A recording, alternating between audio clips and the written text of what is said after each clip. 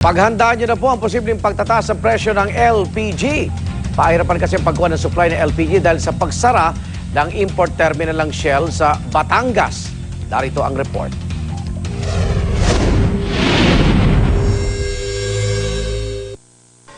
May inaasahan sanang rollback sa LPG ngayong Pebrero, pero baka raw maunsyami ito.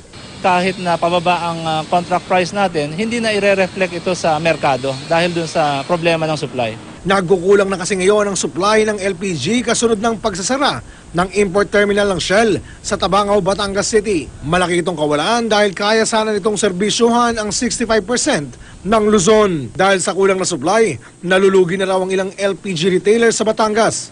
Madalas kasing delayed ang mga delivery. Sa Mariveles Depot pa kasi sa Bataan, nagpapakarga ang mga refiller sa halip na sa Batangas. Posible raw maapektuhan nito hindi lang ang supply ng LPG sa Luzon, kundi sa buong bansa. There might be tightness considering na the liquid gas plant can accommodate only around 80 trucks per day. That is where the tightness will occur. It's not in the availability of gas. Dahil may dagdag gasto sa pagbiyahe ng mga dealer sa mas malayong Bataan Refinery, aabot sa hanggang 5 piso kada kilo ang posibleng dagdag presyo sa LPG. At ang sasagot nito, mga consumer gaya ni Mang Enrico. Bilang isang mait na negosyante, nahirapan din po ako sa pagtaas ng LPG.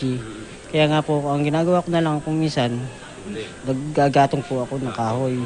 Pangamba pa ng LPGMA, baka sumabay sa pagsara ng import terminal ng Shell ang maintenance shutdown ng oil refinery nito sa Batangas sa Marso na lalong magpapataas sa presyo ng LPG. Kaya suhestyon nila, i-take over na ng gobyerno ang Batangas Depot. Pag-aaralan daw ito ng Department of Energy. Suportado naman ito ng kumpanyang Shell.